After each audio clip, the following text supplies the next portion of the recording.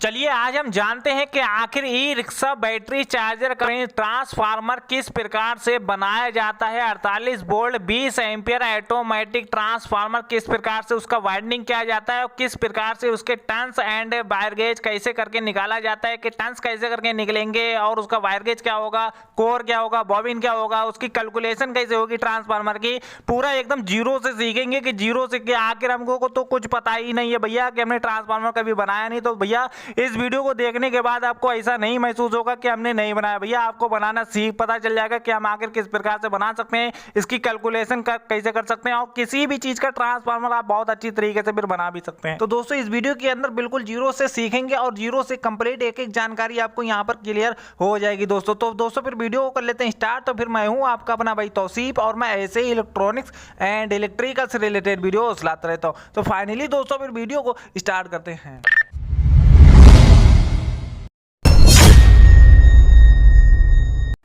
तो सबसे पहले तो हम यहाँ पर जो है अपना ट्रांसफार्मर पहले एक डिजाइन कर लेते हैं, क्योंकि पहले सबसे पहले उसका हम डाटा निकाल लेते हैं कि डाटा आखिर किस प्रकार से इसका निकाला जाता है। जो ट्रांसफार्मर का जो डिजाइनिंग होता है वो किस प्रकार से होता है, मतलब कि ट्रांसफार्मर का जो हम बाइंडिंग करेंगे वो किस तरीके से हम टर्न वन जैसा जो भी होगा कैसे करके निकालेंगे, वो यहाँ पर पहले हम एक छोटा सा पहले ट्रांसफार्मर डिजाइन कर लेते हैं। फिर उसकी पूरी कैलकुलेशन को समझ लेते हैं कि इसमें कितना टर्न आएगा, कौन सा वायर गेज आएगा, कौन सा इसके अंदर कोर रहेगा, कौन सा इसके अंदर बॉबिन साइज रहेगा, वो जितना भी है पहले यहाँ पर जो पहले हम समझ लेते हैं अच्छी तरीके से कि जीरो का मतलब ये होता है कि हमें एक एक चीज पहले पता होना चाहिए तभी हम उस चीज को बना पाएंगे। तो ठीक है, तो यहाँ पर जो है पहले हमने ये इतना सिस्टम अपना बना लिया, मतलब कि ये हमने अपना ट्रांसफार्मर को यहाँ पर डिजाइन कर लिया है कि जो हम बनाएंगे ट्रांसफार्मर वो यहाँ पर हमने डिजाइन कर लिया है। अब देखिए ये है हमारी प्राइमरी वाइंडिंग और ये है हमारी सेकेंडरी वाइंडिंग, ठीक है। और ये है प्राइमरी वाइंडिंग का देखिए जीरो वाला लूप, ठीक है, और ये है हमारी 200 वोल्ट की लूप, ठीक है। तो मतलब कि ये ऑटोमेटिक मैं बता रहा हूं, ठीक है, और ऑटोमेटिक का यहाँ पर सब कुछ होएगा क्लियर।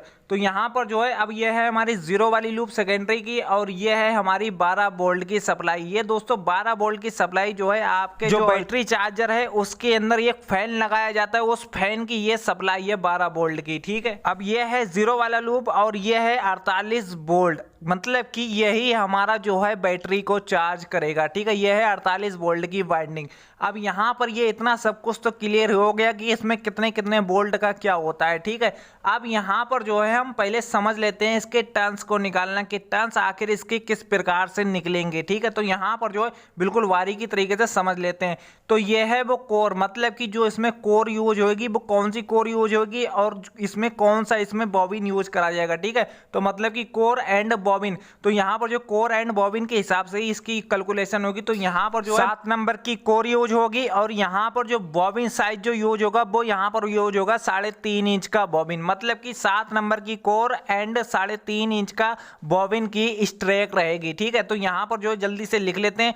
अब हम इसके निकाल लेते हैं टर्न्स के, टर्न्स आप किस तरह कैसे करके निकालेंगे वो यहाँ पर अच्छे से समझ लेते हैं उस चीज के बारे में। तो यहाँ पर हमें क्या करना है, सबसे पहले कि ये जो कोर है, मतलब कि ये जो 7 नंबर की कोर है, इस कोर का हमें क्या करना है, ये बीच वाला साइज को मेजरमेंट करना है, मतलब कि ये साइज हमें नापना है। ये साइज कितने भी इंच का हो वो आपको नापना है 7 नंबर कोर का। तो जो 7 नंबर कोर होती है, 7 नंबर कोर का जो होता है वो बीच वाला 2 इंच का साइज होता है, ठीक है। और इसमें हम करेंगे मल्टीप्लाई किसको, इसको, मतलब कि ये जो बॉबिन है हमारा, बॉबिन कितने इंच की स्ट्रेक में है, वो है 3.5 इंच की स्ट्रेक में। 7 नंबर कोर एंड 3.5 इंच की स्ट्रेक में ये बॉबिन है, तो 3.5 इंच में इसको हम मल्टीप्लाई करेंगे। तो हम क्या करते हैं, कैलकुलेटर ले लेते हैं, कैलकुलेटर में इसकी कैलकुलेशन करते हैं।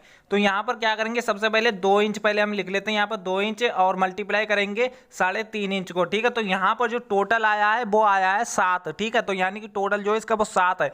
अब यहाँ पर हमें क्या करना है 7.5, मतलब कि ये जो 7.5 है ये है फार्मूला, मतलब कि ये जो ट्रांसफार्मर होता है तो ट्रांसफार्मर के जो हम टर्न्स वगैरह जो निकालते हैं ये उसी का ही फार्मूला है, ठीक है। तो ये फार्मूला फिक्स है, ठीक है। तो यहाँ पर 7.5 में हम करेंगे भाग किसको, इसको 7 को, ठीक है। तो यहाँ पर 7 को हम भाग कर रहे हैं और यहाँ पर देख रहे हैं कितना आ रहा है। तो यहाँ पर 7.5 भाग 7, यहाँ पर जो टोटल आया है वो आया है 1.07, मतलब कि यहाँ पर देखिए 1.07 मतलब कि 3 डिजिट आपको ले लेना है, ठीक है। तो यहाँ पर 1.07।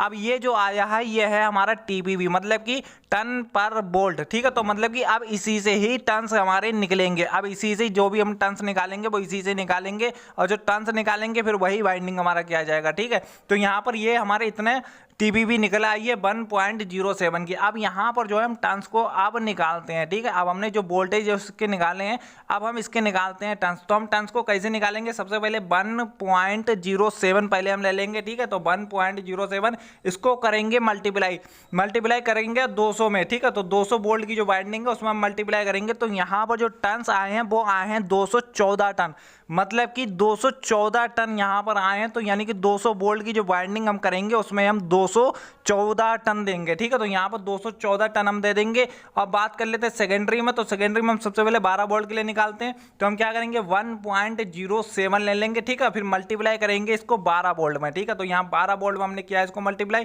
तो यहाँ पर जो टोटल आया है वो आया है 12, मतलब कि आप सीधा सीधा यहाँ पर जो है 14 टन ले लीजिए, 1-2 टन एक्स्ट्रा हो जाएगा, कोई दिक्कत वाली बात नहीं, पर कम ना हो, ठीक है। तो यहाँ पर जो 14 टन यहाँ पर दे देंगे 12 वोल्ट वाली। अब यहाँ पर जो है हम क्या करेंगे 48 वोल्ट के लिए देखते हैं, तो यहाँ पर वैसे ही सब करेंगे, ठीक है। तो यहाँ पर 48 वोल्ट के लिए जो टन आए वो यहाँ पर आए 51 साढ़े 51 आए। तो यहाँ पर सीधा सीधा जो है हम 60 टन डाल देंगे, ठीक है। तो मतलब कि ज्यादा टन डालेंगे, कम नहीं डालेंगे, ठीक है। तो यहाँ पर 60 टन, तो यहाँ पर 60 टन आपको डाल देना है, ठीक है। तो यहाँ पर जो थे हमने इसके अब टन्स को निकाल लिए, मतलब कि जो टन्स जो निकाले जाते हैं वो इसी प्रकार से निकाले जाते हैं। कोई सा भी ट्रांसफार्मर हो, चाहे किसी भी ट्रांसफार्मर का आपको टन्स निकालना हो तो वो आप इसी प्रकार से निकालेंगे, जैसे कि कैलकुलेशन मैंने आपको बताई है वो इसी प्रकार से ही निकलेगी, ठीक है। अब यहाँ पर हम जान लेते हैं वायर गेज, क्योंकि अब वायर गेज ही बहुत ज्यादा मेन है यहाँ पर, कि वायर गेज हमको पता होना चाहिए तभी हम इसकी वाइंडिंग कर पाएंगे, ठीक है। तो यहाँ पर जो है आपको डबल वायर गेज यूज नहीं करना है यहाँ पर, जैसे कि आपको दिखाया जा रहा है कि 16 एंड 15। अब यहाँ पर समझिए कि 16 एंड 15 का मतलब क्या है, तो मतलब कि अब भैया यहाँ पर समझिए बहुत ध्यान से, ठीक है। तो मतलब कि भैया अगर आपने कभी ट्रांसफार्मर बनाया ही नहीं है, मतलब कि अगर आप पहली बार इसको बना रहे हैं तो आप डालेंगे 16 नंबर, मतलब कि 16 नंबर से इसकी प्राइमरी वाइंडिंग करेंगे। और जैसे कि भैया अगर आपने कभी बनाए भी हैं 2-4 ट्रांसफार्मर तो आप जो है यहाँ पर 15 नंबर डालेंगे, ठीक है। तो मतलब कि क्या होगा, अब यहाँ पर सेकेंडरी में समझिए, तो यहाँ पर 12 वोल्ट के लिए जो हम वायर गेज चलाएंगे वो यहाँ पर चलाएंगे 24 नंबर, 24 भी डाल सकते हैं आप, 23 भी डाल सकते हैं, 25 भी डाल सकते हैं, ठीक है। और यहाँ पर जो 48 वोल्ट के लिए हम कौन सा वायर गेज चलाएंगे, तो 48 वोल्ट के लिए भैया यहाँ पर पहले समझ लेना कि एंड 11 नंबर एंड 12 नंबर, मतलब कि 11 नंबर से भी आप कर सकते हैं, 12 नंबर से भी। अब आपको क्या करना है, जैसे कि मैंने आपको शुरू में बताया था, भैया आपने कभी ट्रांसफार्मर बनाए नहीं है तो आप क्या करेंगे प्राइमरी वाइंडिंग में 16 नंबर और सेकेंडरी में हम कौन सा डालेंगे 12 नंबर, ठीक है। तो मतलब कि 16 और 12 से कर देंगे। अगर भाई भैया अगर हमने 2-4-6 ट्रांसफार्मर बनाए तो हम क्या करेंगे 15 नंबर से क्या करेंगे प्राइमरी वाइंडिंग करेंगे, 11 नंबर से जो है हम सेकेंडरी वाइंडिंग करेंगे। अब यहाँ पर एक चीज को और भी समझिए कि यहाँ पर मैं एक चीज और भी क्लियर कर दूं कि जैसे कि अगर आप यहाँ पर ऐसा भी कर सकते हैं कि जैसे कि हमने जो 16 एंड 15 आपको प्राइमरी में वायर गेज जो बताया, तो आप क्या कर सकते हैं जैसे कि 15 नंबर आप प्राइमरी वाइंडिंग में डाल सकते हैं, ठीक है। और 12 नंबर का आप सेकेंडरी में कर सकते हैं। नहीं तो आप ऐसा कर सकते हैं कि 16 नंबर जो है प्राइमरी वाइंडिंग में यूज कर सकते हैं और 11 नंबर जो है आप सेकेंडरी में यूज कर सकते हैं, ठीक है। और नहीं तो आप ऐसा भी कर सकते हैं यहाँ पर कि आप जो है यहाँ पर 15 नंबर प्राइमरी में भी डाल सकते हैं और एंड 11 नंबर जो है सेकेंडरी में भी डाल सकते हैं, ठीक है। तो यहाँ पर जो चीजें थी वो मैंने यहाँ पर क्लियर कर दी है, ठीक है। अब चलिए इसके ट्रांसफार्मर की बाइंडिंग किस प्रकार से करेंगे और इसका कैसे क्या हम इसका भरेंगे, ठीक है। अब हमें क्या करना है, सबसे पहले कि बॉबिन को अपने बना लेना है, मतलब कि ये है वो बॉबिन, और इस बॉबिन को पहले आप जो है अच्छी तरीके से इसको बना लेंगे। अगर ये बॉबिन आपको नहीं बनाना आता या आपने कभी बनाया ही नहीं बॉबिन ये किस प्रकार से बनेगा, तो इसके ऊपर ऑलरेडी मैंने वीडियो डाल रखा है, इसका लिंक आपको डिस्क्रिप्शन में मिल जाएगा, जाकर चेक कर लेना, वहां पर पता चल जाएगा कि बॉबिन किस प्रकार से ये बनेगा। अब यहाँ पर बात करते हैं बॉबिन बनाने की। बॉबिन बनाने के बाद आपको क्या करना है, इसमें जो है पेपर को लगा लेना है एक बार, ठीक है। मतलब कि इसके अंदर पेपर ब्लैक वाला पेपर को हम पहले फिक्स कर लेंगे। फिक्स करने के बाद भी इसमें बाइंडिंग करना स्टार्ट करेंगे। अब भैया यहाँ पर समझ लीजिए कि आपको जो बाइंडिंग करना जब सीखना ही है तो इसके ऊपर ऑलरेडी मैंने वीडियो बना रखा है, उसका भी लिंक आपको डिस्क्रिप्शन में मिल जाएगा, जाकर उस वीडियो को चेक कर सकते हैं। उस वीडियो में बहुत अच्छी तरीके से बता रखा है कि किसी भी ट्रांसफार्मर का वाइंडिंग हम किस प्रकार से करेंगे या ट्रांसफार्मर का वाइंडिंग किस प्रकार से होता है, ठीक है। तो भैया यहाँ पर जो है मैंने एक एक चीज बिल्कुल बारीकी से एंड क्लियर एंड कवर की है और आपका भी यहाँ पर क्लियर हुआ होगा कि आखिर ये रिक्शा बैटरी चार्जर का ट्रांसफार्मर किस प्रकार से बनाया जाता है, 48 वोल्ट 20 एम्पीयर ऑटोमेटिक, ठीक है। तो यहाँ पर जो है मैंने सारा क्लियर कर दिया है। तो दोस्तों अगर वीडियो जरा सा भी अच्छा लगा हो तो इस वीडियो को एंड लाइक कर देना, एंड अगर मेरे चैनल से नए हैं या पुराने दोस्तों तो मेरे चैनल को सब्सक्राइब कर लेना। और दोस्तों वीडियो जरा सा भी अगर अच्छा लगा हो तो इस वीडियो को एंड लाइक कर देना। और दोस्तों फिर मिलते हैं फिर नेक्स्ट वीडियो में, तब तक अपनों का ख्याल रखिएगा।